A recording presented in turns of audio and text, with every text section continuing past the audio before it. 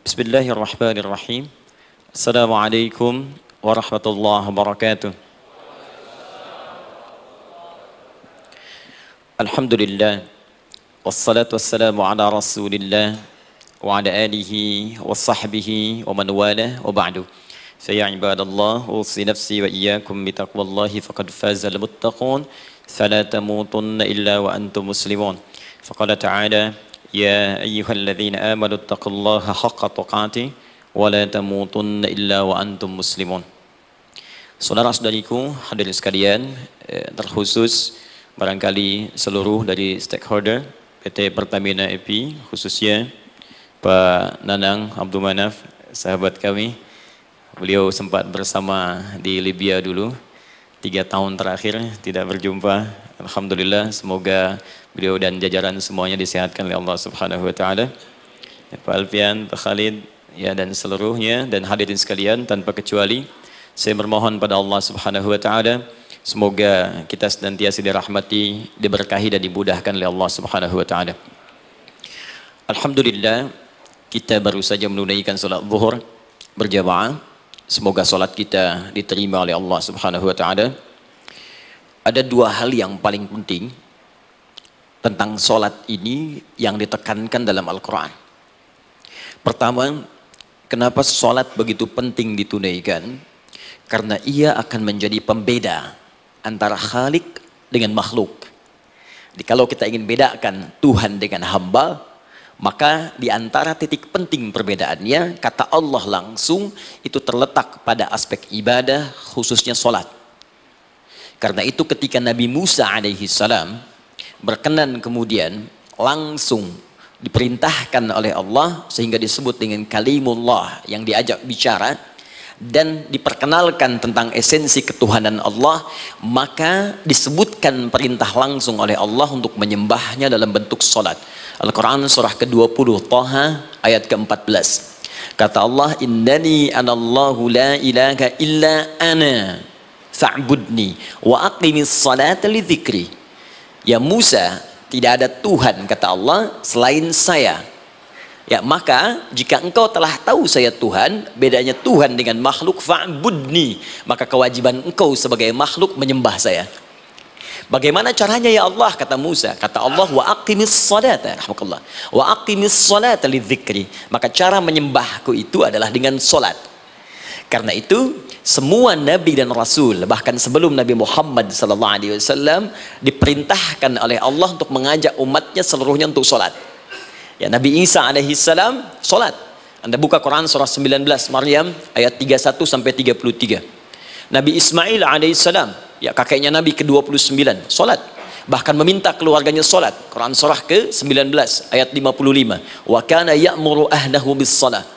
Nabi Zakaria, saudaranya Imran, salat. Quran surah ketiga, ya, ayat ke-38 sampai dengan 39. Ayat 39-nya tegas mengatakan, fanadathu malaika wa huwa qa'imun yusalli fil mihrab. Jadi kalau kita urutkan dari Nabi Muhammad sallallahu alaihi wasallam sampai Nabi Adam alaihi salam, semua menunaikan salat kepada Allah Subhanahu wa taala. Ya, Muhammad bin Abdullah bin Abdul Muttalib bin Hashim bin Abdul Manaf bin Qusay bin Murrah bin Kilab bin Ka'ab bin Ghalib bin Fihir bin Malik bin Nadar bin Kinana bin Khuzaimah bin Mudrikah bin Ilyas bin Nizar bin Mudar bin Ma'ad bin Adnan bin Addi bin Adri bin Muqawwam bin Nagur bin Tarikh bin Ya'rub bin Yasjub bin Nabit bin Ismail alaihissalam bin Ibrahim alaihissalam bin Azar atau bin Nahur bin Abir bin Kinan bin Arfakhshad bin Sam bin Nuh alaihissalam bin Mihlail Matushala bin Kinan bin Anwas bin This bin Adam alaihissalam. Dari Nabi Muhammad SAW sampai Nabi Adam semua salat. Coba ulangi. Nanti dalil singkatnya dari Quran surah keempat ayat 163, paling kiri sebelah atas di mushaf. Inna auhayna ilaika kama auhayna ila Nuhin wan nabiyina min ba'di. Muhammad, apa yang kami telah wahyukan kepadamu sudah pernah pula kami sampaikan kepada Nuh alaihissalam dan nabi-nabi setelahnya. Kenapa tidak disebutkan Adam sebelumnya? Karena Adam itu nabi, bukan rasul. Nabi diberikan risalah untuk pribadi dan kalangan dekatnya, rasul diberikan risalah tugas untuk mengajak umat. Kenapa Nabi Adam bukan rasul? Karena zaman Nabi Adam belum ada umat. Siapa yang mau diajak? Ya? Ini bagian pertama. Jadi kalau kita hari ini masih mendapat kesempatan sholat, alhamdulillah, ini artinya sampai hari ini kita masih benar-benar manusia. Kan kalau ada orang yang kemudian tidak mau beribadah apalagi sholat, terkhusus ketika dia beriman, maka penting dipertanyakan, masihkah ada iman dalam dirinya? Karena itu kata Allah dalam Al-Quran, surah ke-8 ayat yang kedua, aku akan perdengarkan namaku, sehingga ketika disebutkan itu, kita bisa menguji adakah getaran iman dalam jiwa kita.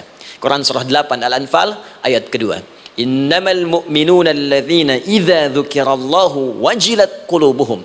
Sungguh orang yang masih punya iman itu, kalau diperdengarkan nama Allah kepadanya, akan ada getaran dalam jiwanya.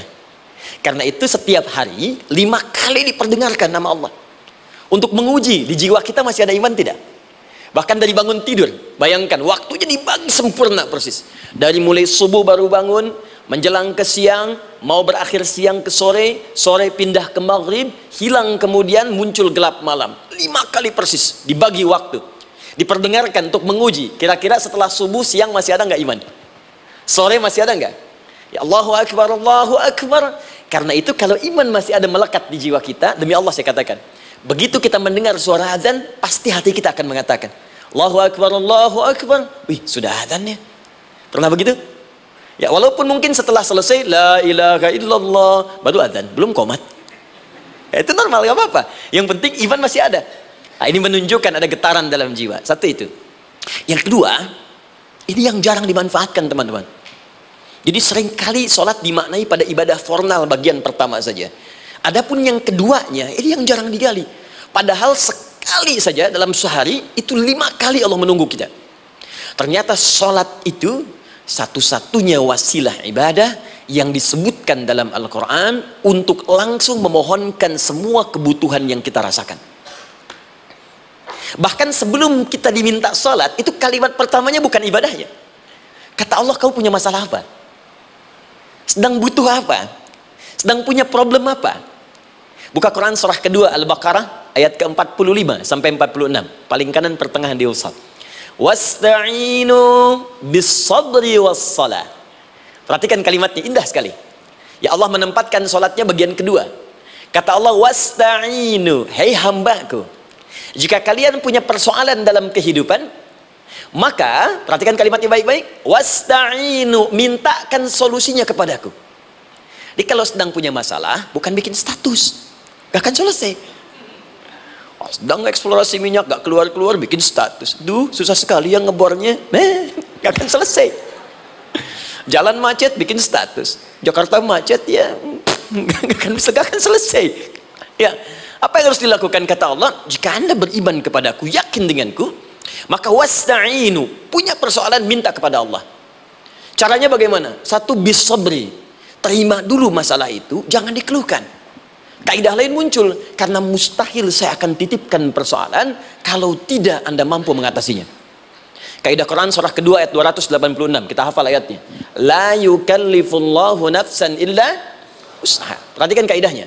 Allah tidak mungkin menguji seorang hamba di luar batas kemampuannya. Jadi kalau kita sedang punya ujian di rumah kah, pekerjaan kah, kehidupan sosial kah, sebesar apapun ujian itu, kata Allah, memang karena anda yang sanggup. Kalau nggak sanggup gak akan diuji. Di ujian itu berbanding lurus dengan kemampuan. Mustahil seorang hamba diuji di luar batas kemampuannya. Jadi kalau anda sekarang pun sedang punya masalah sebesar apapun, kata Allah, memang cuma kamu yang sanggup, yang lain tidak. Maka jangan mengeluh. Jangan anda katakan, ya Allah, why me? Kenapa saya? Kata Allah, why not? Memang kamu yang mampu, yang lain tidak. Nah, ketika anda bisa menerima itu dengan sabar, baru datang kalimat kedua, wassalah. Kemudian datang tunaikan sholat dan mintakan solusi kepadaku lewat sholat. Ya, sedikit ya, lihat sini. Saya berikan sedikit uraian Al-Quran. Saya boleh menulis sini? Boleh ya? Ibu, maaf, agak jauh. Ibu kelihatan ini? Oh, belum saya tulis. Bagaimana bisa kelihatan? Luar biasa. Cuma di Pertamina, belum ditulis sudah kelihatan. Maaf, lihat sini, wasta'inu. Baik, ya, saya ingin sedikit sekali. Ini redaksi Quran tuh indah sekali diksinya. Wasta'inu. Lihat sini. Kata Allah, jika anda punya persoalan dalam hidup, maka mintakan solusi. Terima dulu masalahnya dengan sabar. Karena kita dipercaya oleh Allah. Gini cara memahaminya, Allah aja percaya dengan kita, masa kita nggak percaya diri? Allah yakin dengan kita, kita mampu, masa kita nggak yakin? Terima dengan sabar, kemudian wassalah, mintakan solusinya lewat salat. Kata perintahnya dibuka dengan kalimat wasta'inu. Kalau kita ingin rubah kata perintah ini, fi'il amr, ingin dirubah ke dalam bentuk permohonan, minta, maka rubah kalimatnya menjadi nasta'in. Lihat, nasta'in. Baik, wasta'inu, kata Allah, kalian punya persoalan, ayo minta solusi padaku. Terus kita pengen minta, ya Allah kami ingin minta. Maka dalam bahasa Arab, kalau kita ingin merubah kalimat ini ke dalam bentuk permintaan, kita katakan nasta'in. Saya tanya pada Anda, pernah nggak dalam sholat kita mengucapkan kalimat nasta'in? Ada? Masih ingat? Baik, apa kalimatnya? Iyyaka na'budu wa iyyaka nasta'in. Perhatikan, iyyaka na'budu wa iyyaka nasta'in. Iyyaka na'budu, iyyaka, ya Allah, engkau perintahkan aku untuk ibadah. Maka sekarang aku ibadah, sholat hanya kepadamu saja. Kan kata Allah, kamu sholat. Terus kita katakan, iyyaka na'budu, sekarang kami sholat ya Allah. Nama lain sholat itu ibadah. Kalau kita ibadah, na'budu. Dari mana tahunnya nama lain salat ibadah? Quran surah ke-20 ayat ke-14. Fa'budni wa aqimis sholata li dzikri. Ibadah kepadaku caranya salat. Maka saat salat kita katakan iyyaka na'budu. Ya Allah, engkau perintahkan aku untuk ibadah, sekarang aku ibadah. Wa iyyaka nasta'in. Dan sekarang aku sedang punya persoalan ya Allah. Aku punya masalah. Aku punya problem. Dan aku yakin hanya engkau yang pasti akan menyelesaikannya. Ketika Anda mengatakan iyyaka nasta'in, perhatikan hadis qudsinya. Hadisnya qudsi. Ya. Al-Imam Al-Bukhari meriwayatkan, Imam Muslim meriwayatkan, An-Nasa'i meriwayatkan dari sahabat Abu Hurairah radhiyallahu taala anhu. Ada lagi yang dari sahabatnya Anas bin Malik. Perhatikan kalimatnya.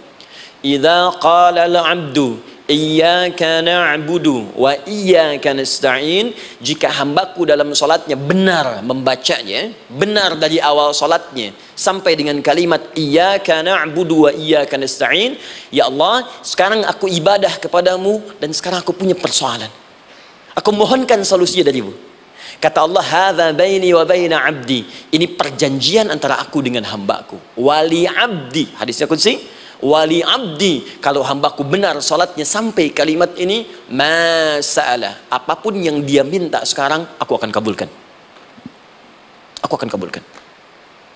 Pertanyaan saya, berapa di antara kita yang salat sampai detik ini ribuan kali ruku dan sujud yang memanfaatkan momentum ini untuk memohon? Siapa di antara kita yang ketika salat memohon kepada Allah solusi? Jangan-jangan selama ini salat itu hanya menjadi formalitas saja.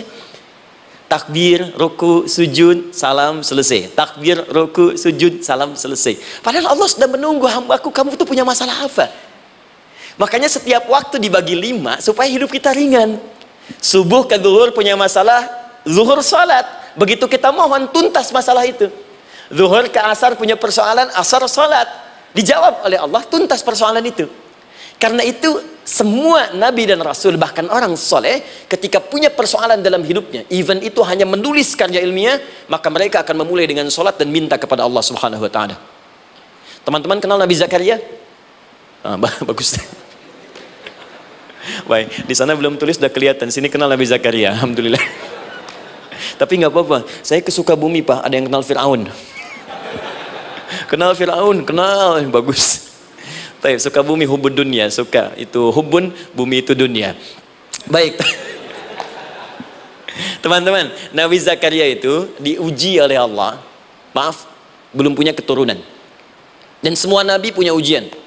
Jadi jangankan kita, nabi aja yang jelas surganya punya ujian. Ya, Anda pernah sakit, Nabi Ayub sakitnya lebih parah dari kita. Ya, Anda di keluarga belum ada keturunan, Nabi Zakaria pernah lebih daripada kita.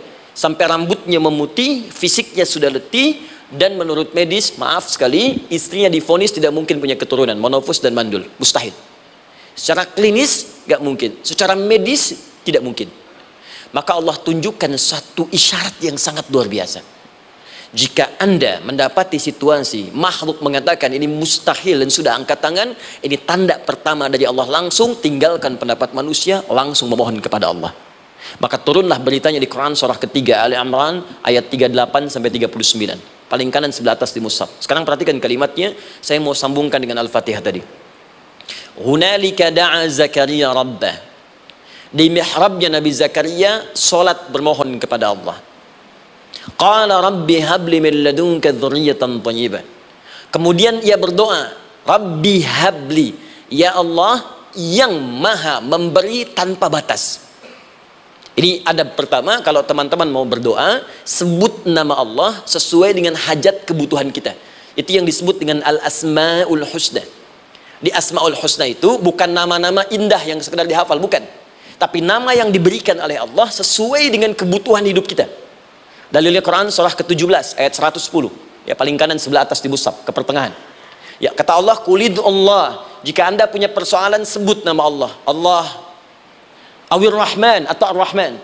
Ayyamma tad'u, tapi kalau Anda ingin spesifik meminta, falahul asmaul husna.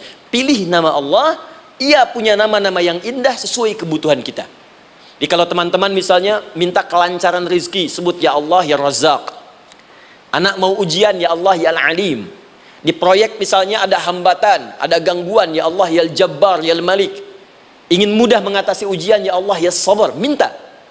Ya, jangan semuanya disebutkan, nanti jadi beban. Ya Allahumma ya Rahman ya Al-Malik ya Al-Quddus ya Sabar, gitu kan? Yang tadinya nggak punya masalah jadi punya masalah, gitu kan? Pilih salah satu.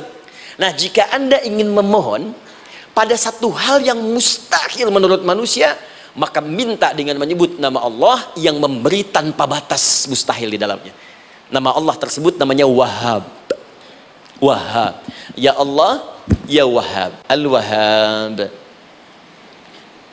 Kalau kita rubah dalam bentuk permintaan, maka singkat kalimatnya dengan hab.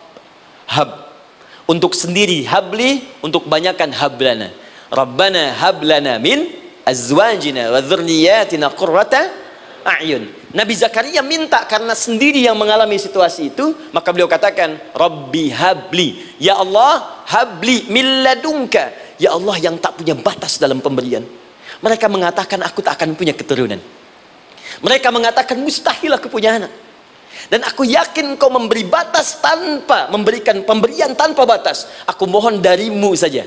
Darimu saja, dzurriyyatan thayyibah, keturunan-keturunan terbaik. Innaka sami'ud du'a. Engkau pasti mendengar doa saya. Kalau pada yang maha memohon saja, maha mendengar saja tidak mengabulkan, lantas kepada siapa lagi aku mesti minta? Tapi poinnya bukan itu. Poinnya adalah ini disampaikan oleh Nabi Zakaria dalam keadaan sedang sholat, masih berdiri dalam sholatnya. Dalam bahasa Arab berdiri disebut dengan qaimun, qaim, berdiri. Sedang sholat disebut dengan yusolli. Perhatikan ayat 39-nya. Fanadatul malaikatu wa huwa qaimun yusalli fil mihrab. Maka seketika ketika doanya selesai dipanjatkan, sholatnya belum selesai. Doanya selesai dipanjatkan, seketika datang malaikat menyampaikan, kamu dapat kabar gembira, Anda akan punya anak, bahkan namanya langsung diberikan oleh Allah, Yahya. Artinya hidup. Yang mustahil menurut manusia, lahir dari rahim seorang perempuan yang divonis monopos dan mandul, kata Allah, bagiku yang gak ada yang mustahil. Jadi dan hidup dia. Kapan itu terjadi? Masih sholat dan belum selesai dalam sholatnya, dalam keadaan berdiri. Sekarang saya tanya Anda, kita membaca iyyaka na'budu wa iyyaka nasta'in dalam keadaan ruku atau sujud? Sujud, berdiri. Berdiri teman-teman. Betul kan?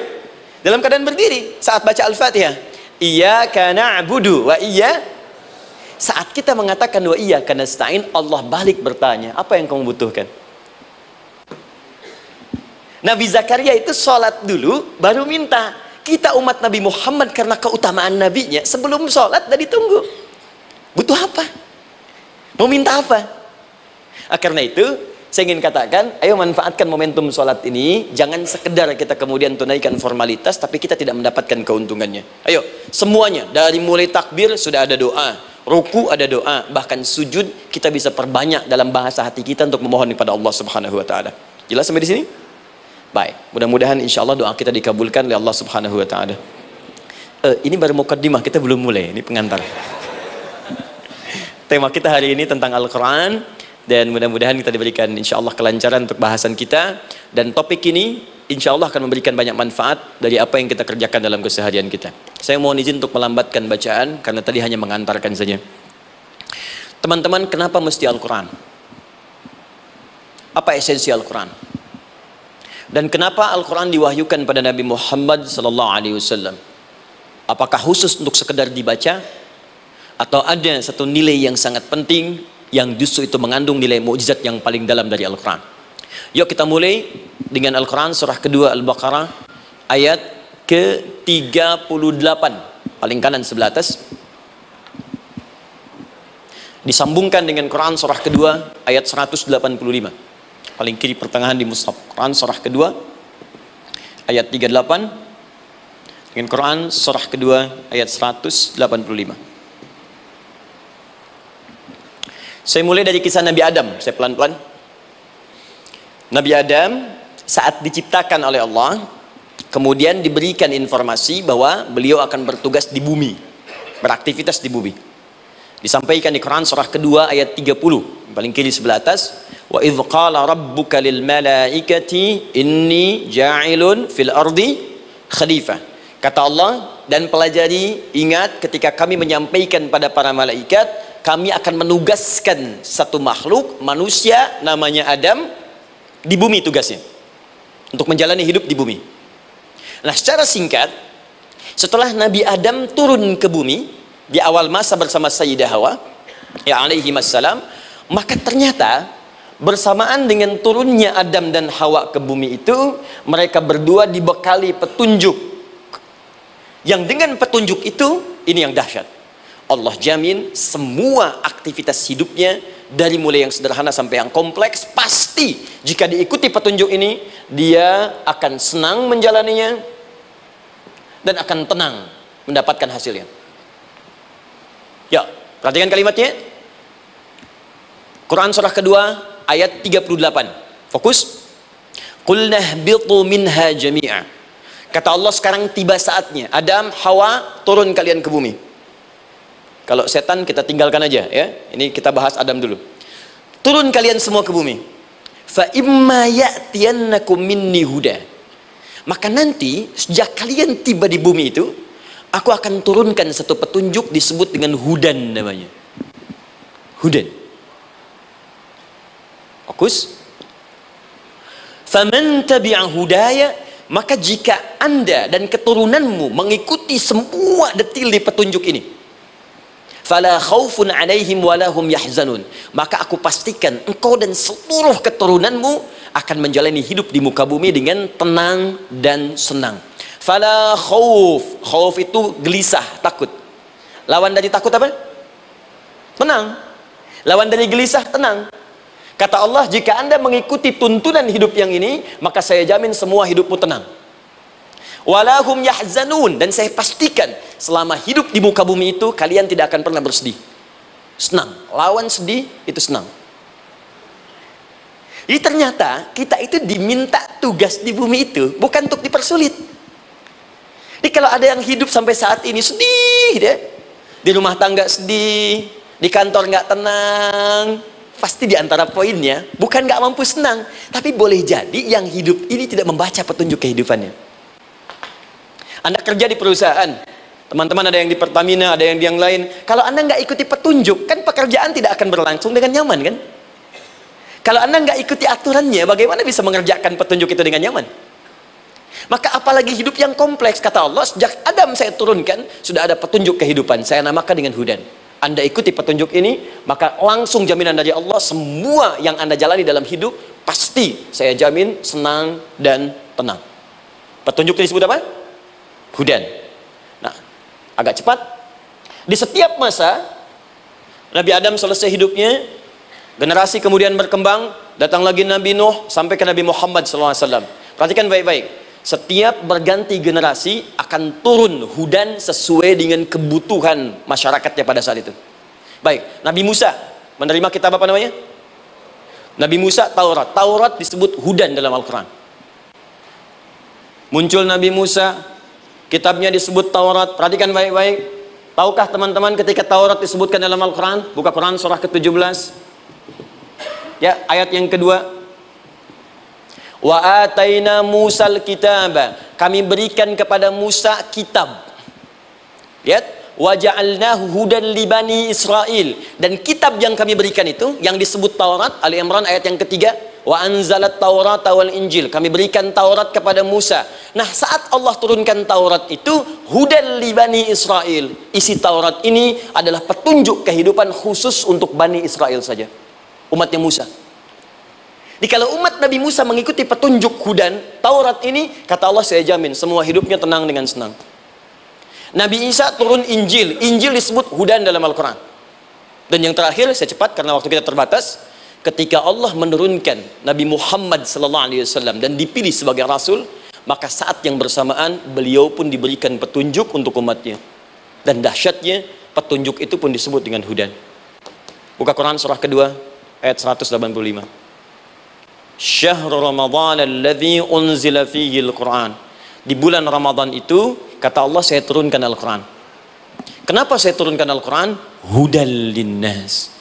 Saya jadikan Quran ini sebagai petunjuk, pedoman hidup linnas, bukan terbatas untuk satu komunitas, tapi untuk seluruh manusia sampai kehidupan berakhir. An-Nas disebutkan 241 kali dalam Al-Quran, menunjuk pada semua manusia tanpa kecuali.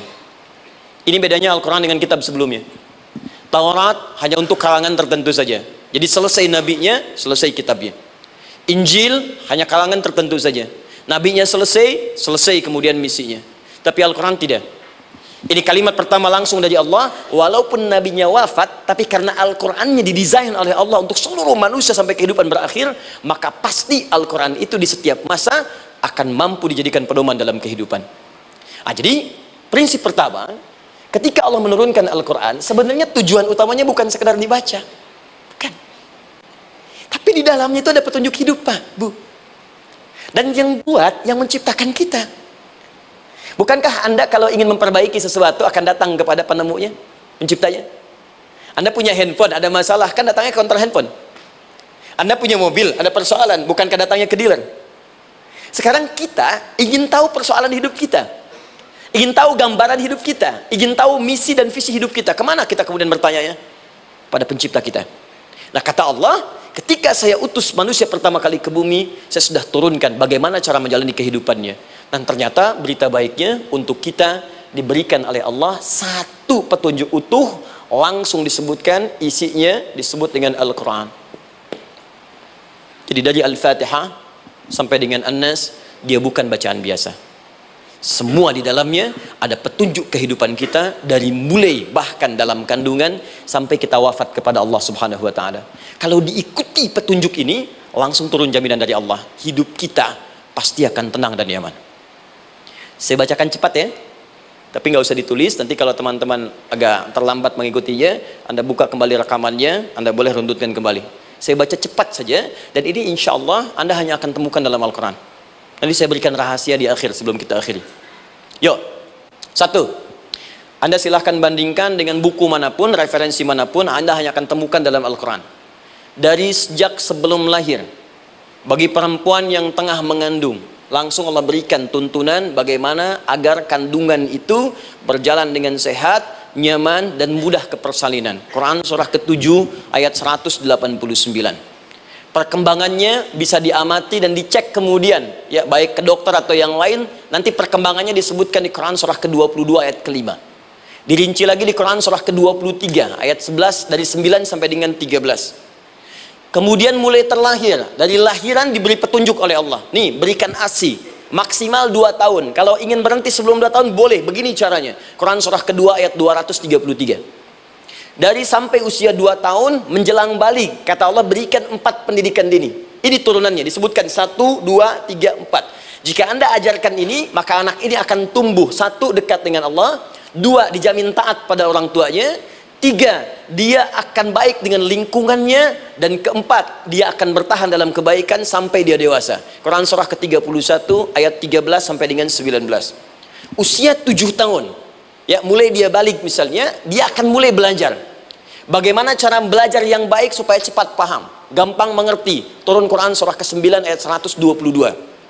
Amalannya di Quran surah 96 ayat yang pertama. Kemudian rinciannya diturunkan di Quran surah kedua ayat 282 di ujung ayatnya. Lalu bagaimana mencari sekolah yang bagus, majlis yang baik, guru-guru yang baik? Diturunkan Quran surah ke-58 ayat ke-11. Dicontohkan tentang Maryam dan Nabi Isa alaihissalam di Quran surah ketiga ayat 35 sampai dengan 37. Naik lagi, dia mulai dewasa, ya, mulai bergaul, bahkan kadang-kadang merantau, punya tempat komunitas berbeda.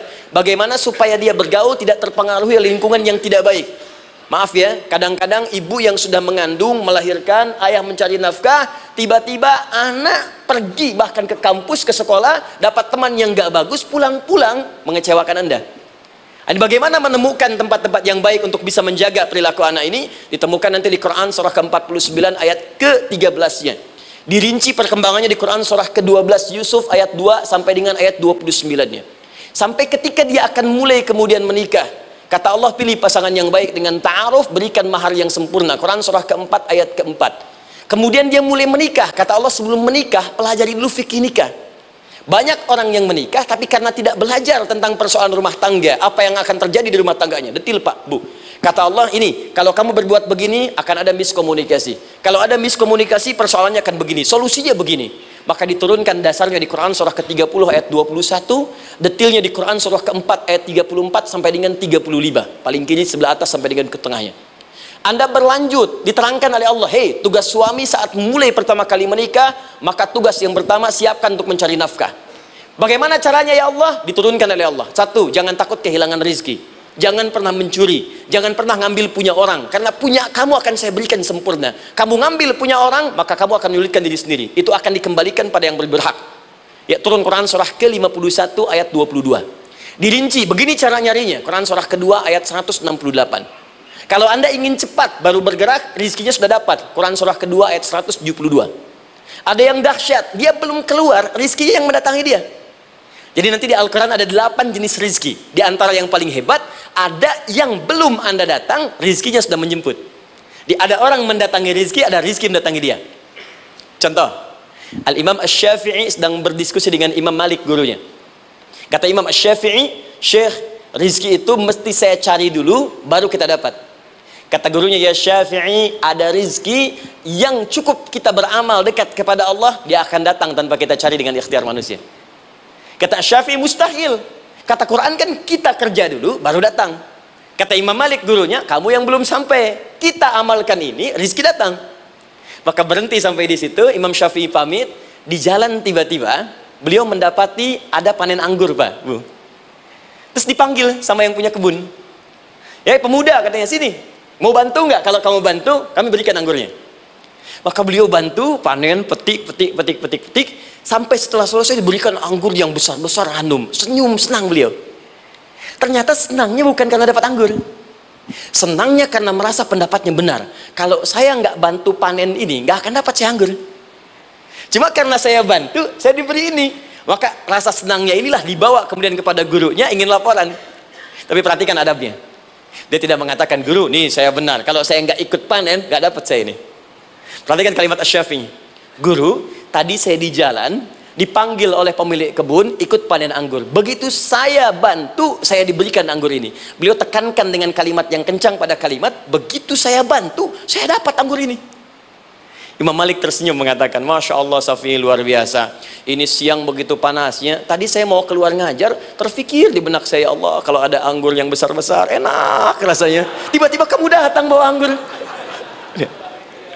Ini Imam Syafi'i kerja dapat sesuatu, Imam Malik terfikir sesuatu, datang rezeki. Itu ada di Quran surah ke-7, teman-teman, ayat ke-96, paling kanan sebelah atas di mushafnya. Baik, teruskan dulu. Ya, Anda dalam mencari kerja, ingat, kalau Allah yang sampaikan pasti terjadi. Jangan dikira mudah. Kata Allah, akan ada persaingan, akan ada kadang-kadang singgungan, akan ada tantangan. Maka mulai petakan tantangan apa yang akan Anda lalui saat Anda mulai mencari nafkah itu. Maka turun Quran surah kedua ayat 214, paling kanan sebelah bawah. Am hasibtum an tadkhulul jannata. Hei, apa kamu mudah begitu saja mengira akan sukses dalam pekerjaanmu? Bahkan bisa diartikan surga, ingin masuk surga. Walamma ya'tikum mathalul ladzina khalau min qablikum. Sebelum engkau diuji seperti orang sukses dulu pernah sukses. Lihat mereka. Nggak ada orang sukses yang instan. Cuman balikan telapak tangan dapat, tidak. Kata Allah, lihat orang-orang dulu. Lihat orang-orang hebat dulu. Bagaimana mereka bisa kaya, bisa sukses, bisa punya posisi. Masat umul ba'sa, petakan olehmu tantangan apa yang akan dihadapi saat engkau bekerja itu. Satu, kata Allah, ba'sun, ada yang ringan. Ya, ba's. Ba'sa, jama' dari kata ba'sun. Dua, dara. Dia sudah menengah, jama' dari kata durun. Tiga, zilzal. Ini yang paling tinggi puncaknya. Jadi kalau anda sudah mendapatkan ini, yakinlah, berarti anda akan mendapatkan posisi yang tinggi. Karena mustahil orang besar diuji dengan ujian yang kecil. Zilzal, ini bagian ketiga. Ba'sa, ba'sun, mulai. Kira-kira tantangan-tantangan ringan apa saja yang akan anda hadapi? Ya, kalau saya contohkan misalnya dengan contoh yang lain singkat, anda mau ke masjid, ingin konsisten, mulai hijrah, ingin dekat dengan Allah, tiba-tiba yang tadinya nggak mau ke masjid, mulai ke masjid, diuji dengan hujan. Hujan kecil, rintik-rintik, shower. Begitu hujan, orang Arab mengatakan kalau hujannya bisa lewat tanpa payung pun, orang Arab mengatakan la ba'sa. La ba'sa ini ringan. Orang kita sambungin, labas. Dari bahasa Arab lewat. Nah, jadi kalau anda mau berangkat nih, siap bekerja, siap hadapi tantangan, baru mau lewat hujan kecil, berarti itu tantangan kecil kita lewati. Macet, petakan, cari jalan yang kemudian sempurna, jalan yang kosong, buka Google-nya, buka Waze-nya, buka map-nya, cari. Jadi kalau pada yang kecil aja belum kita lewati, bagaimana mendapatkan yang besar? Anda mau ke masjid, dikasih hujan kecil, mau berangkat gak jadi. Papa, kenapa gak jadi? Hujan mah, kan ada payung, takut riak. Setelah itu dara, maaf, tantangan fisik. Kadang-kadang mulai ke fisik, mulai mengganggu. Ya, maaf, dirincikan kemudian oleh Al-Quran. Turun Quran surah ke-21 ayat 87 sampai 88, kisah Nabi Yunus alaihissalam. Yunus beraktivitas, bekerja, bukan berarti nggak ada tantangan. Kadang-kadang dibawa, kadang-kadang diusir, kadang-kadang anda dapat misalnya proyek, kadang-kadang sudah mulai masukkan tender, tiba-tiba gagal, diserobot orang, kadang-kadang orang yang dapat, anda yang ngajukan, itu biasa. Kata Allah itu biasa, bukan cuma anda, yang lain pun ada. Bukankah Allah ajarkan kisah Sayyidah Hajar alaihissalam dengan Ismail? Bukankah bolak-balik naik Safa Marwah, kadang di atas, kadang di bawah, kadang lihat peluang sampai Marwah ternyata bukan air. Terkadang anda yang bekerja, tim yang lain yang mendapatkan karena kerja keras anda, bisa jadi terjadi. Bukankah yang kerja keras Hajar yang dapat Ismail? Mungkin anda yang konsep, yang dapat minyaknya orang lain.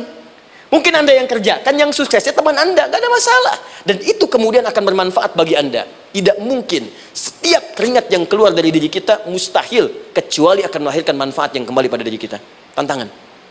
Tapi yang paling dahsyat, ini yang gak ditemukan di sebagian referensi yang kita baca. Ketika Allah menjelaskan semua tahapan-tahapan tantangan ini sampai ke puncaknya zilzal. Zilzal itu kalau bahasa sekarang gempa. Ada ujian yang menggoncang hati kita. Ketika anda kerjakan, ya Allah, tantangannya dahsyat. Kenapa mesti saya, ya Allah? Kau nggak selesai-selesai, ya Allah. Itu wajar, teman-teman, itu biasa. Kata Allah, orang dulu saja mengatakan, mata nasrullah, kapan ini selesai? Berbahagialah kalau teman-teman sudah mendapatkan tantangan puncak yang paling tinggi ini. Ini artinya Allah sedang mempersiapkan anda menjadi orang besar di kemudian hari. Dan cara mengatasinya diturunkan Quran surah ketiga ayat 142, paling kiri sebelah atas. Perhatikan dahsyatnya. Yang pertama diterangkan tantangannya, yang kedua dijelaskan cara mengatasinya. Saya mau berhenti sampai di titik ini, nanti saya terangkan cara berinteraksi dengan Al-Quran. Ya, perhatikan baik-baik. Kata Allah, jika kelak engkau sudah bisa memetakan tantangan ini, maka siapkan solusi untuk mengatasinya. Ayatnya dibuka dengan kalimat yang sama persis. Saya pernah sampaikan teori ini di dua perusahaan besar di Indonesia. Yang pertama, ada salah satu perusahaan, karena ini direkam saya nggak sebutkan perusahaannya, perusahaan otomotif besar, sedang turun gratis, kemudian juga ada inflasi yang tinggi. Terus saya terangkan teori Quran. Dia praktekkan berhasil, Pak. Padahal saat itu saya presentasi di depan non-muslim. Non-muslim. Sales-sales se-Indonesia dikumpulkan, saya bedah tentang ini. Dan mereka berhasil. Sampai sekarang naik lagi. Yang kedua sama, ini direkturnya juga non-muslim. Tapi nggak apa-apa, kita diskusi. Dan mau mendengar teori ini. Dan praktekkan, naik. Ya, dulu di satu perusahaan minyak juga. Sedang turun-turun, karyawan semua dikumpulkan. Lalu kita bahas tentang ini, kita terangkan. Yang ini yang paling menarik dari Al-Quran. Kalimatnya sama persis. Quran surah ketiga ayat 142. Am hasibtum an tadkhulul jannata. Apa Anda duga akan begitu mudah mendapatkan kesuksesan dalam hidup? Tolong fokus baik-baik. Jangan selalu mengartikan jannah dengan surga. Karena asal kata jannah itu artinya kesuksesan, kebahagiaan yang belum tampak. Surga, kenapa disebut dengan jannah? Karena itu puncak kebahagiaan kita yang belum nampak sekarang. Ya, saya kasih rahasia ya. Ini antara kita saja nih. Kalau ada kata jim dengan nun di depannya, itu pasti tidak nampak, tersembunyi. Apapun tambahannya. Ya, misal, jin kenapa disebut dengan jin? Karena memang ketika diciptakan, dia tidak tampak, tersembunyi. Lawannya ins, karena itu kita disebut ins, karena saat lahir kita tampak. 18 kali disebutkan dalam Al-Quran. Ya ma'syaral jinni wal ins, wa ma khalaqtul jinna wal ins. Jadi jin disebut jin karena memang fitrahnya tersembunyi, nggak nampak. Jadi kalau ada jin melakukan penampakan, itu jin sedang kena masalah, sedang keluar dari fitrah. Sama dengan manusia, harusnya tampak. Jadi kalau ada manusia yang senang sembunyi-sembunyi, dia sama dengan, bukan saya yang bilang, sedang punya masalah. Ke kantor sembunyi-sembunyi, hati-hati Pak Alfian tuh. Biasa ada pintu depan, masuk pintu belakang. Suami di rumah buka WA sembunyi-sembunyi, Bu hati-hati tuh. Pulang lewat pintu belakang, berarti sedang punya persoalan dalam hidup. Setiap ada jim dengan nun, pasti tersembunyi. Ibu punya janin, rahim, dalam rahim ada janin. Kenapa disebut dengan janin? Jim, nun, ya, nun. Karena sosok itu belum nampak dalam pandangan kita. Nanti kalau sudah lahir, baru tampak. Jannah, kenapa disebut jannah? Karena belum tampak dalam pandangan kita. Nanti kelihatan. Karena itu dalam Al-Quran, kata jannah itu tidak dikhususkan dengan surga. Tidak dikhususkan dengan surga. Kadang-kadang menunjuk aspek kesuksesan yang belum tampak. Anda mau ngebor minyak, minyaknya belum tampak. Belum kelihatan. Anda mau kerja, ya hasilnya kan belum tampak, baru ikhtiar sekarang. Karena itu orang Arab disebut kaya kalau mereka mendapatkan kebun yang tak tampak sebelumnya. Kebun anggur, bukan kurma, kalau kurma banyak. Kebun anggur, ada apel, ada jeruk, sampingnya ada sungai-sungai, disebut dengan jannah. Ya, kalau punya unta, nggak kaya di Arab, biasa. Karena yang kelihatan padang pasir, unta, hitam, merah, biasa. Tapi kalau sudah punya kebun, kebun anggur yang sulit di padang pasir ada kebun, itu baru disebut kaya. Karena itu orang Arab kadang mengartikan jannah dengan aspek kesuksesan yang belum tampak. Diartikan dengan kebun anggur, kebun apel, dan macam-macamnya. Perhatikan, am hasibtum an tadkhulul jannah. Apa Anda duga ingin sukses itu begitu mudah? Sukses jadi tidak. Walamma ya'lamillahu alladhina jahadu minkum wa ya'lamas sabirin. Perhatikan baik-baik. Sebelum Allah memastikan pada diri Anda terdapat dua hal yang paling utama untuk mengatasi tantangan tadi. Satu, jahadu, kesungguhan, serius. Jadi kalau mau sukses mesti serius, kerja serius, cintai pekerjaan Anda, ya, belajar anak-anak serius, pastikan belajar dengan serius.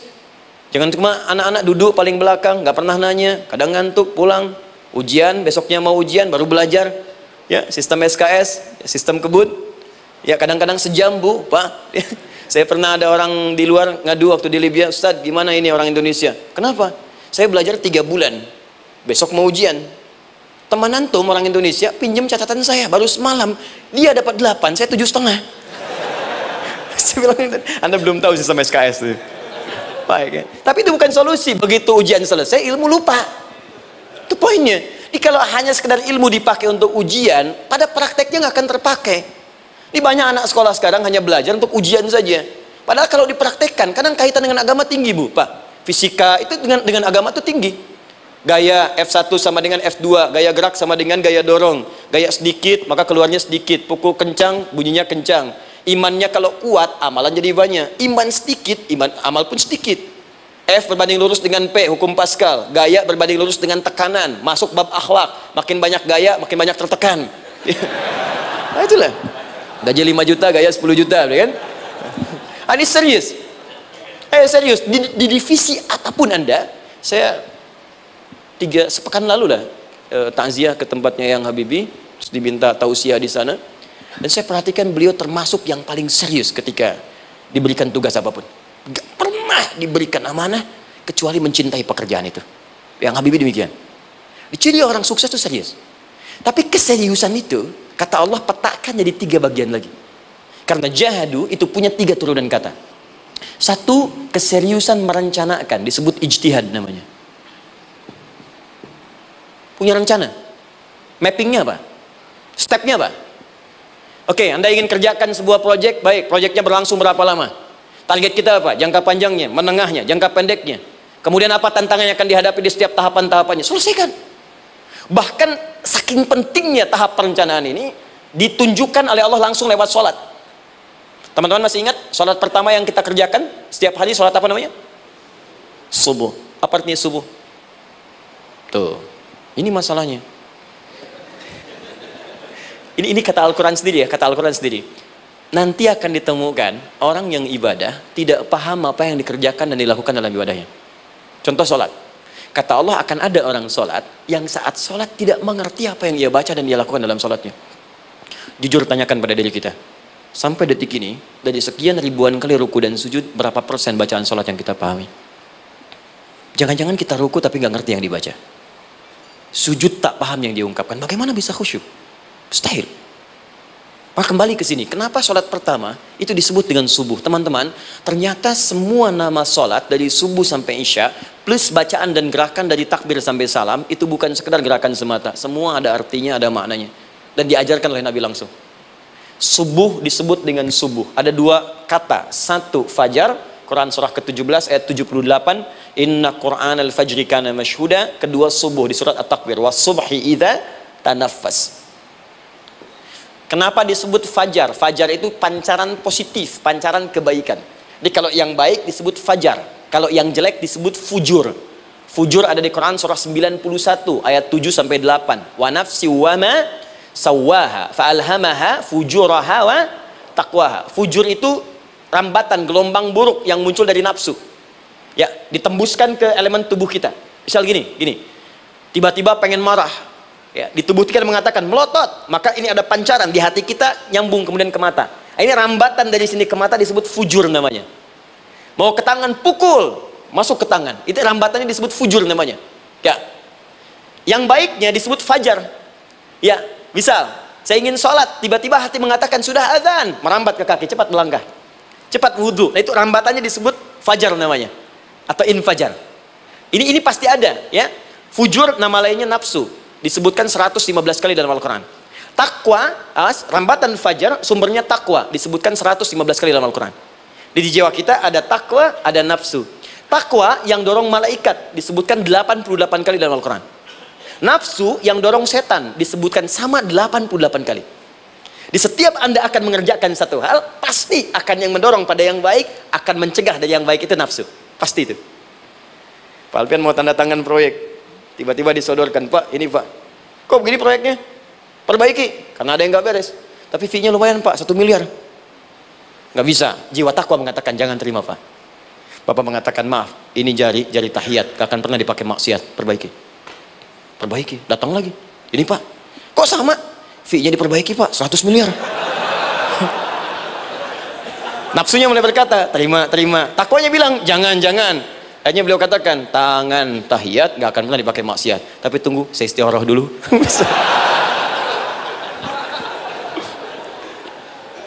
Nah, waktunya, ini salatnya disebut fajar. Kenapa disebut fajar? Karena saat kita tidur, terus dengar suara azan, Allahu Akbar, maka memancar dari iman kita, rambatan untuk merespon suara itu. Bangun kita untuk menunaikan salat.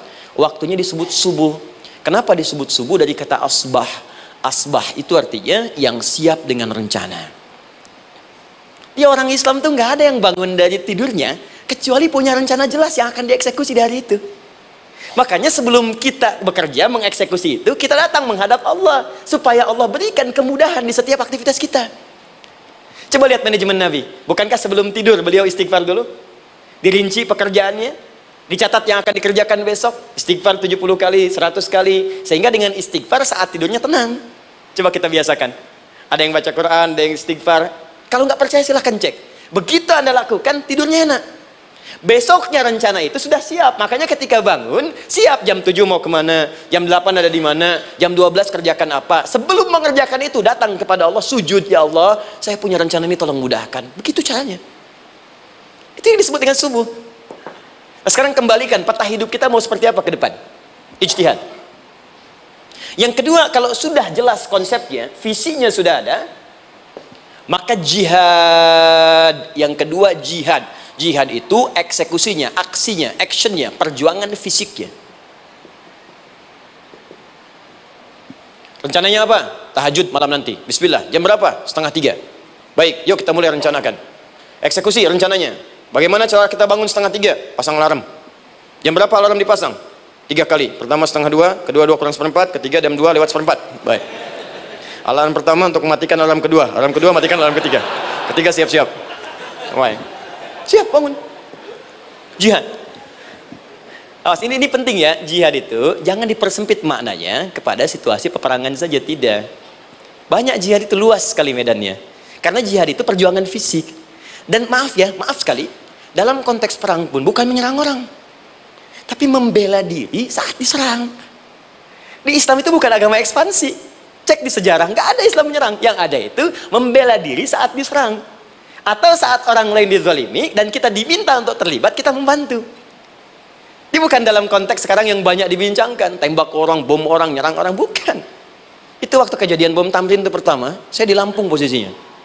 Itu begitu meledak, tuar. Pertanyaan pertama Pak di Majelis Taklim, Ustaz, apakah bom di Jalan Tamrin termasuk jihad fisabilillah?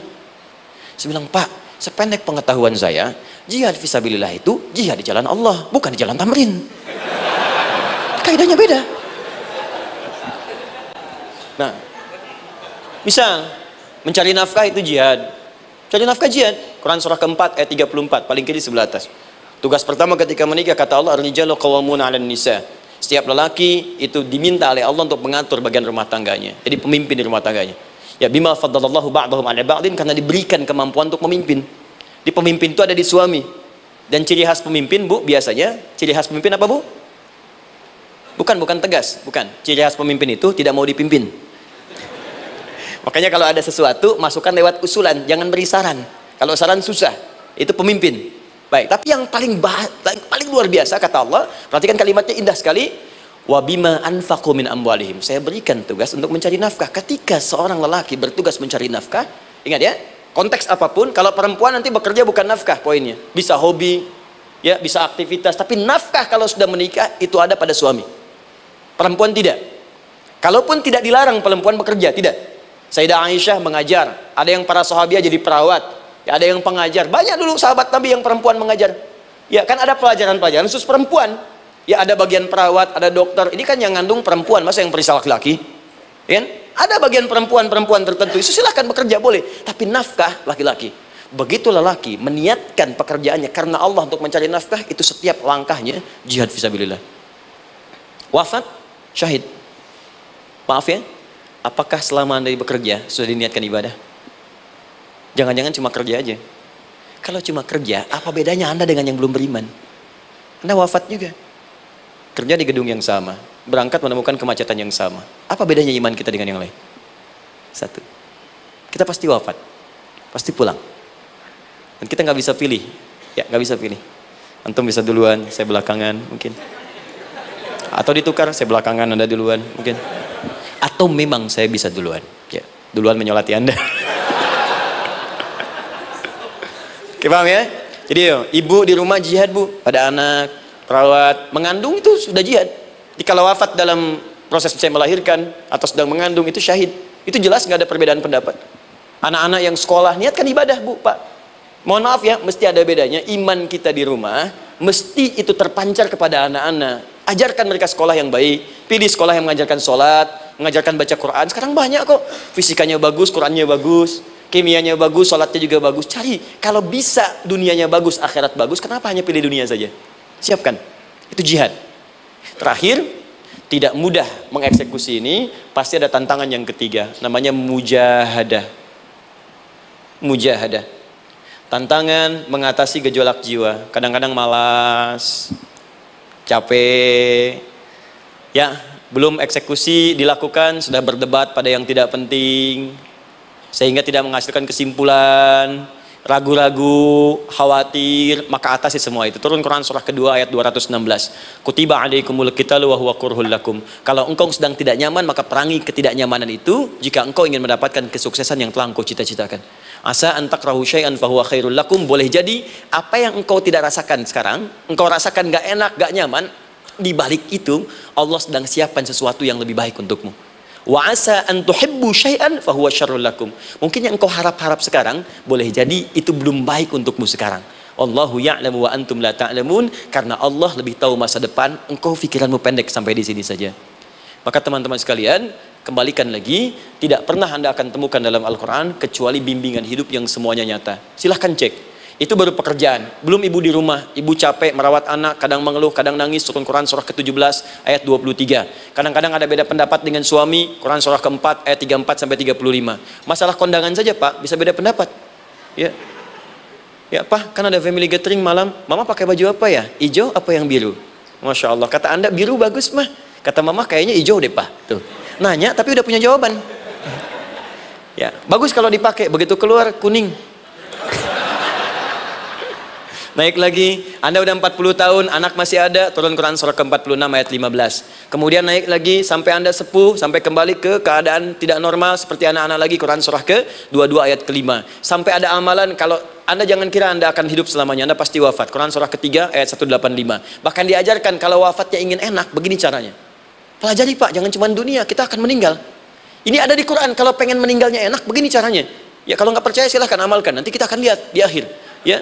Betul, akan kelihatan. Quran surah ke-89 ayat 27 sampai 30. Kalau kalian nggak pelajari ini, silahkan kata Allah, saya berikan yang ini yang kedua sampai dipukulin malaikat. Quran surah ke-8 ayat ke-50. Sampai di alam kubur dijelaskan, kalau nanti Anda wafat, Anda pindah ke alam kubur, kalau ingin di kuburnya terang, nyaman, banyak rezekinya, lakukan amalan Quran surah ke-3 ayat 169 sampai 172. Tapi kalau Anda abai, Anda akan seperti Firaun dulu. Setiap pagi sampai petang ditampakkan neraka. Quran surah ke-40 teman-teman sekalian disampaikan oleh Allah langsung ya, dari ayat 45 sampai 46 ya. Sampai terjadi kiamat disampaikan Quran surah ke-75.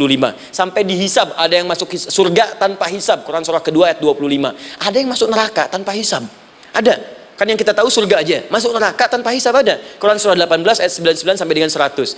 Sampai disebutkan surga yang paling indah nomor 1 bersama Nabi dan orang-orang soleh. Jadi kalau Anda masuk sini, tetangga Anda semua Nabi. Ya, depannya Nabi Ibrahim, belakangnya Nabi Musa misalnya, samping kirinya Nabi Yusuf, ya, samping kanan Nabi Muhammad SAW. Itu cuma 3 golongan, orang soleh, para syuhada, orang-orang jujur dalam kehidupan dunianya. Jadi kalau Anda jadi pekerja yang jujur, taat kepada Allah, Anda berpotensi masuk surga bersama semua Nabi dan Rasul yang pernah diutus. Ya, baik, itu ada di Quran surah ke-4 ayat ke-69. Ada yang kedua di taman surga, Quran surah ke-51 ayat 15 sampai dengan 18. Ada yang surga seluas langit dan bumi, Quran surah ketiga ayat 133 sampai 134. Ada yang neraka yang biasa, ya, sebiasa-biasa nerakanya kebakar juga. Quran surah 4 ayat 56. Tingkat paling tinggi neraka jahanam untuk 2 golongan, munafik, ingat, munafik dan kafir. Jadi kalau Anda pun muslim, jauhi perbuatan munafik, karena munafik akan mengantarkan langsung ke dalam neraka jahanam. Quran surah ke-4 ayat 140. Mana yang tidak ada? Mana yang enggak ada di Quran? Semua ada.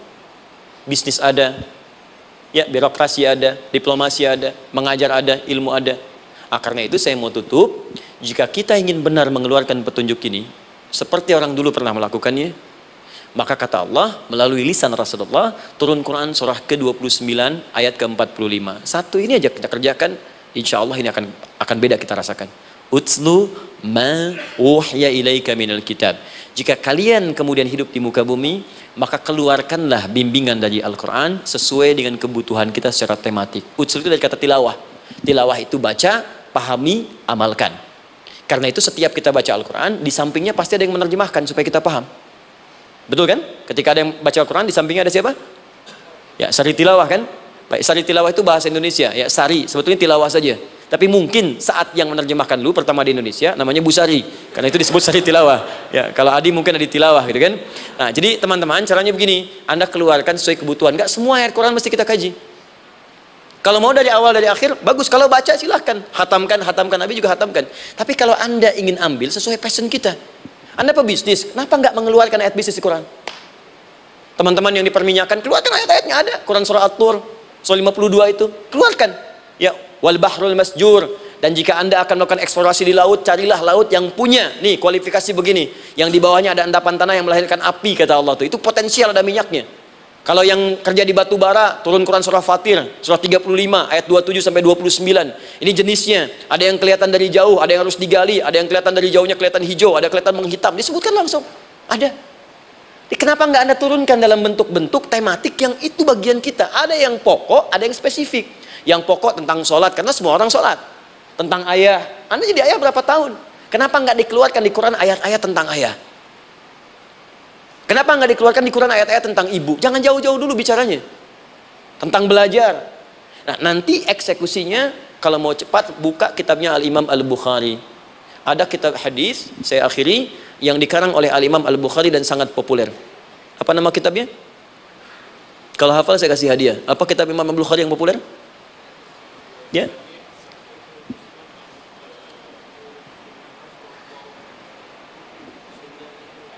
Taib, Anda saya kasih hadiah umrah. Taib. Insyaallah. Januari awal, insyaallah ada yang kami hadiahkan umrah dari atlet peraih Asian Games.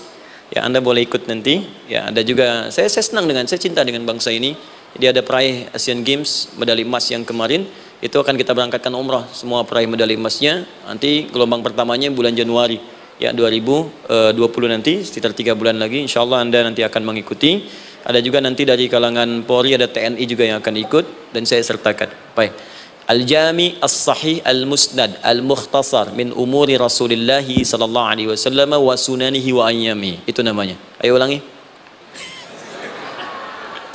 Disingkat Sahih Al-Bukhari. Kenapa saya bacakan lengkap? Bukan karena singkatannya, tapi banyak orang sekarang baca buku, baca kitab, hanya langsung ke isinya. Padahal setiap ulama ketika menuliskan judul kitabnya, itu pasti ada petunjuk di dalamnya. Kata Imam Al-Bukhari, Al-Jami As-Sahih, kitab ini saya buat sebagai petunjuk umum miniatur kehidupan Nabi yang bisa kita ambil hikmahnya sekarang. Jadi kalau kita pengen tahu bimbingan Nabi di masa lalu, supaya kita terapkan sekarang, buka kitab saya ini. Semuanya mustad bersambung kepada Nabi. Sahih saya pastikan, saya teliti satu-satu. Al-Mukhtasar, saya persingkat, gak bertele-tele. Nah, ini poinnya. Min umuri Rasulullah SAW wa sunani wa ayyamihi. Ini semua pekerjaan Nabi selama 24 jam. Secara singkat saya tutup dibagi 97 pembahasan. Setiap 97 pembahasan, satu babnya itu berisi bimbingan hadis-hadis Nabi. Di situ ada bab tentang bisnis, kitabut tijarah. Bab tentang ilmu, kitabul ilmi. Bab bahkan tentang sakit, kalau pengen cepat sembuh apa? Kitabul marid. Bab tentang pemerintahan, kitabul imarah. Bab tentang penguatan iman, supaya naik gak turun-turun, kitabul iman. Anda tinggal pilih profesi apa, cari Sahih Al-Bukhari, harganya murah. Maaf, dibandingkan pulsa Anda pun masih murah kitab Al-Bukhari. Ya, beli 4 jilid cuma 350.000 yang bahasa Arab saja. Ya, kalau mau terjemahan, cari terjemahannya. Ya, dapatkan itu, keluarkan babnya sesuai profesi kita. Itu ketika dibuka kitab ini, yang pertama muncul ayat Quran dulu. Ini ayatnya, ini hadisnya. Ini ayatnya, ini hadisnya. Teman-teman gak usah baca semuanya, keluarkan passion Anda apa, di situ belajar. Sebulan saya belajar ini, besok saya pindah lagi. Sebulan topik ini, besok ke topik yang lain lagi. Saya kira insya Allah kalau itu kita terapkan dengan baik, maka Al-Quran akan hidup dalam seluruh aktivitas kita, dan mudah-mudahan keberkahan akan diturunkan oleh Allah Subhanahu Wa Taala. Ya, tidak cukup dengan amin, mulai dulu. Ya, mulai dulu, petakan dulu, eksekusi dulu. Saya kira itu yang saya sampaikan. Anda punya hak dan kewajiban. Hak Anda sudah dapatkan, dan kewajiban kita semua untuk kembali beraktivitas. Saya mengucapkan terima kasih atas undangan dari pihak Pertamina untuk Anda seluruhnya. Saya ingin tanya, kalau jamaah di sini ada berapa kurang lebih? Kurang lebih yang rutin 500 ada 550. Baik, nanti saya hadiahkan mushaf sebanyak 550. Ya, dan itu nanti setiap ada kajian atau zuhur salat Anda bisa baca di sini, baca mushafnya. Kemudian yang kedua, saya nanti berikan buku untuk bacaan. Ya, itu buku yang saya berikan insyaallah tentang manusia. Jangan-jangan selama ini kita jadi manusia, kita tidak tahu mau kemana kita. Ya, itu saya keluarkan dari Al-Quran langsung, seperti apa Allah menerangkan tentang kemanusiaan kita. Saya juga hadiahkan sejumlah yang sama 550. Nanti satu orang bisa mendapatkan satu-satu. Dan terakhir barangkali mau hafal Quran? Oh mau, baik, Alhamdulillah. Alhamdulillah. Saya berikan mushafnya yang spesial. Nanti kita mulai dengan 10 juz dulu ya. Nanti saya berikan At-Taisir yang 10 juz. itu ada mudah untuk bisa menghafal Quran, mulai dari 10 juz dulu, nanti bisa disempurnakan. Saya berikan 550 Quran khusus untuk dijadikan sebagai hafalan. Nanti cara menghafalnya bisa dibuka saja di YouTube, nanti di situ ada cara kami menjelaskan. Dan bulan depan kita ada karantina akbar, jadi menghafal Quran dalam 30 hari. Alhamdulillah angkatan pertama sudah selesai, ada yang hafal 24 hari, 23 hari, 30 juz, bukan juz 30 ya. Ada yang 30 hari. Ya, ada juga. Sekarang sedang gelombang kedua. Mudah-mudahan di Pertamina ini juga insya Allah dalam proses bekerja ada juga yang menghafal dan hafal Quran insya Allah ya. Saya kira itu, nanti pulang dari sini dikabari. Kalau ada mobil disiapkan, kalau tidak ada kami juga coba antarkan. Nanti kami siapkan dan mudah-mudahan bisa bermanfaat untuk teman-teman. Kalau ada yang bisa saya lakukan untuk bersinergi di sini untuk membuat teman-teman lebih dekat dengan Allah, sampaikan, dan saya dengan senang hati. Ya, saya datang sendiri, tulis sendiri, nerangin sendiri, ngapus sendiri, gitu kan. Terus juga berikan apa yang Anda butuhkan. Kalau dengan semua itu Anda belum juga dekat dengan Allah, ya saya harus bagaimana lagi, gitu kan. Baik. Kita berdoa, mudah-mudahan doa kita dikabulkan Allah. Ada 3 cara berdoa. Pertama, cukup dengan hamdalah kalau singkat. Kedua, kalau ada perselisihan, kifaratul majlis. Dan yang ketiga, kadang Nabi berdoa, sahabat mengikuti dalam momentum yang khusus. Saya ingin menggabungkan ketiganya. Mudah-mudahan dengan itu keberkahan diberikan luas kepada kita semua. Alhamdulillahi Rabbil Alamin, hamdan syakirin, hamdan na'imin, hamdan yuwafi ni'amahu yukafi mazida. Ya Rabbana lakal hamdu wa lakal syukru kama yanbaghi li jalali wajhikal karim wa li 'azimi sultanik. Allahumma salli wa sallim wa barik ala rasulika karim nabiyyikal amin sayyidina Muhammadin wa ala alihi wa sahbihi ajma'in. Allahumma Rabbana la tada' lana fi maqamina hadha wa fi kulli maqamin dhanban illa ghafartah. Ya Allah, kami mohon jika ada satupun di antara kami saat ini yang hadir membawa ya Allah dosa-dosa dalam dirinya, jangan biarkan yang meninggalkan tempat ini kecuali Engkau telah ampuni segala dosa-dosanya. Wala hamman illa farajtah. Ya Allah, jika ada di antara kami yang tengah hadir saat ini ada kegelisahan dalam jiwanya, maka mohon jangan biarkan yang meninggalkan tempat ini kecuali Engkau telah tenangkan keadaan hatinya. Allahumma wala asran illa yassartah. Ya Allah, jika ada di antara kami yang tengah mengalami kesulitan baik di pekerjaannya, kehidupan rumah tangganya, maka dengan keikhlasan amalnya ya Allah angkat dan ringankan segala kesulitannya. Allahumma wala maridan illa syafaitah. Jika ada di antara kami yang tengah Engkau uji dengan penyakit seberat apapun, maka mohon angkat dan sembuhkan segala penyakitnya. Allahumma yassir lana umurana wa la tu'assir alaina. Ya Allah, mudahkan semua urusan kami, jangan berikan kadar ujian yang tidak kami sanggup mengatasinya ya arhamar rahimin. Allahumma alif baina qulubina, ati anfusana taqwaha wa zakki anta khairu man zakkaha anta waliyuha wa maulaha. Ya Allah, mohon lembutkan hati kami untuk saling bersaudara dalam kebaikan, jauhkan kami dari perpecahan ya Allah, dan bersihkan jiwa kami agar kami bersih keadaan jiwa untuk bisa beramal dalam kebaikan dengan mendapatkan ridhamu. Allahumma rabbana atina fid dunya hasanah wa fil akhirati hasanatan wa qina adzabannar. Ya Allah, kami mohon anugerahkan segala kebaikan di muka bumi ini yang mampu kami raih, dan berikan kami segala kemuliaan di akhirat yang mampu kami dapatkan, dan mohon jauhkan kami dari segala ya Allah murka dan neraka-Mu. Allahumma barik lana ya Allah fi ailatina wa fi amalina ya Allah wa fi kulli ya Allah hayatina. Ya Allah, kami mohon anugerahkan keberkahan dalam kehidupan keluarga kami, di kantor, di pekerjaan kami, dan seluruh tahapan kehidupan yang akan kami lalui. Bi fadlika subhana rabbika rabbil izzati amma yasifun wa salamun alal mursalin. Subhanakallahumma wa bihamdika asyhadu an la ilaha illa anta nastaghfiruka wa natubu ilaik wa akhiru da'wana alhamdulillahi rabbil alamin. Thumma assalamu alaikum warahmatullahi wabarakatuh.